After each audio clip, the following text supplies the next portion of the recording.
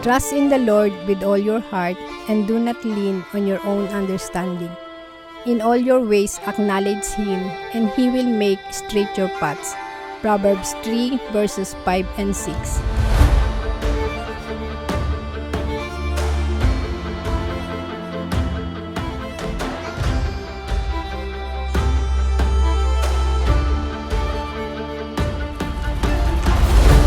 In my 30 years ko sa negosyo, naranasan ko ang mga pagsubok at hindi laging matatag ang kita.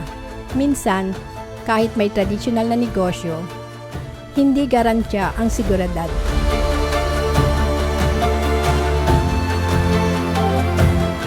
Noong 2019, kinailangan kong magbawas ng tao para mag-survive. Ngunit sa kabila ng lahat ng ito, natutunan ko na hindi sapat na magtiwala lamang sa iisang negosyo.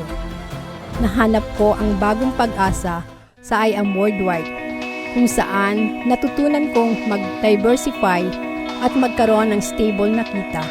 Sa pamamagitan ng kanilang sistema at mga produkto, lalo na ang barley, nagkaroon ako ng bagong direksyon sa buhay.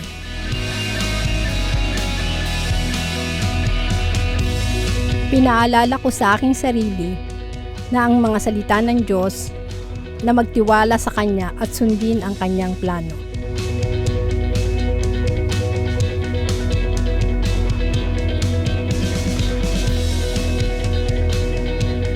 Sa I Am Worldwide, natagpuan ko ang mas maliwanag na oportunidad. Naway magsilbing inspirasyon ang aking kwento sa bawat isa sa atin, na hindi kailanman huli upang baguhin ang ating landas at magtulungan tungo sa tagumpay.